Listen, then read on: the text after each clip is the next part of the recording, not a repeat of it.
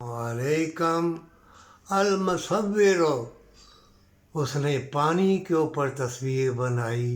ये जिस गुलदस्ता है, तुम्हारा दिल, तुम्हारा जिगर, तुम्हारे गुर्दे, ये सारे जिस्म के अज़ा फूल हैं।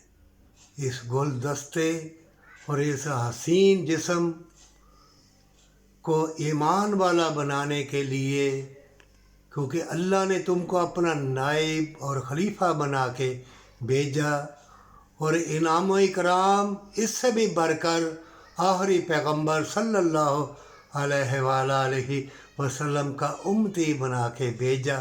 इस जिस्म जान जो गुलदस्ता है, हसीन बना ले। दिल भी हसीन, आँखें भी हसीन, चेहरा भी हसीन, नीयत भी हसीन, प्यार भी हसीन, मौसम भी हसीन, बाग बहारी भी हसीन, और नूर की बारिश, अल्लाह की रहमत। और अल्लाह की जो रहमतें हैं, उसी की तफैल से तुम जन्नत में दाखिल होगे। ना कि हज उम्रे, ना सखावते, ना बादशाह, ना वज़ीर, ना खरबपति, ना अरबपति। अल्लाह की रहमत की तफैल ही वो तुमको जन्नत में दाखिल करेगा।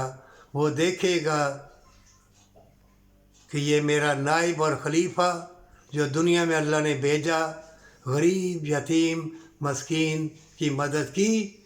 एक अल्लाह वाले थे, उन्होंने अपना जब मकान बनाया, खूबसूरत बनाया, उसमें अल्लाह की रहमत थी, अल्लाह की मेहरबानी थी, दुआ भी कबूल होती थी।